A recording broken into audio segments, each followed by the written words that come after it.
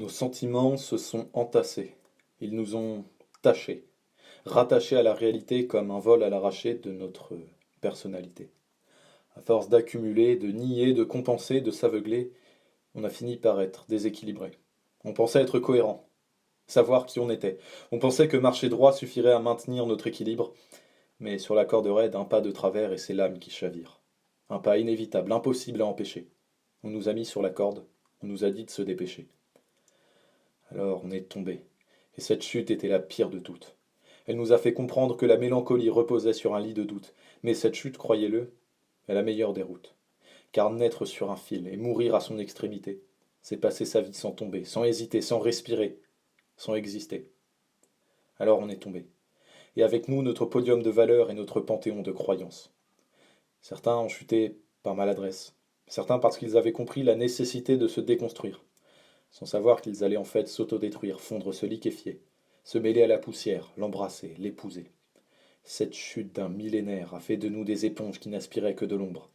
Elle a fait de nous des bulles de savon broyées entre deux enclumes, des miséreux, des bons à rien, ceux dont le sourire s'est envolé à force d'être une plume. Les murs porteurs de notre identité se sont écroulés sur nous, et les gravats ont rempli nos poumons de leurs particules étouffantes. Et puis on a touché le fond. Nous avions été détruits.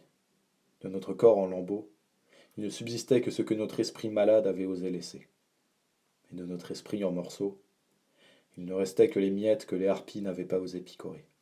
On est resté tassé dans l'obscurité, tentant en vain de se relever pour avancer. Le temps a passé, et on s'est retrouvés. Notre corps et notre esprit ont entamé les pourparlers. On a accepté ce qu'on était devenu.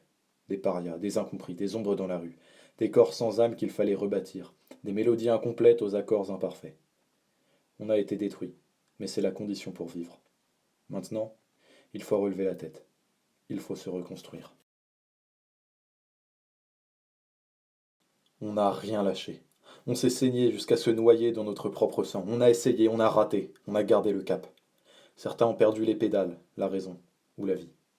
Mais on les a relevés. On leur a offert un peu de nous, de notre essence, de notre esprit. On est sorti de la caverne sans plisser les paupières. On a appris pour de bon le sens du mot lumière. Ceux restés sur la corde nous toisaient avec envie. Ils ont voulu nous ralentir, par jalousie ou par mépris. Certains ont osé plonger pour nous rejoindre dans notre odyssée. Les autres sont restés perchés dans les nuages.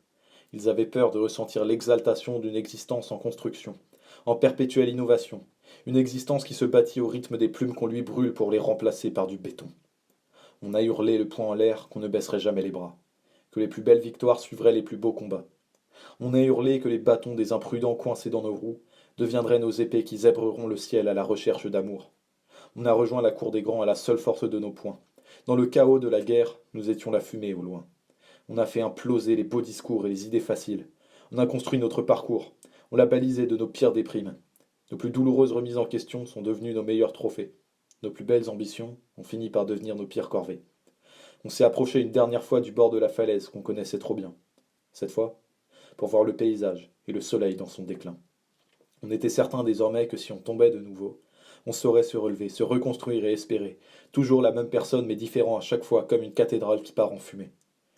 On ne sait toujours pas qui on est, mais nous sommes tous les mêmes. On reconnaît les regards des membres de la meute. On ne sait toujours pas qui on est, mais nous sommes tous les mêmes. On reconnaît les regards des membres de la meute.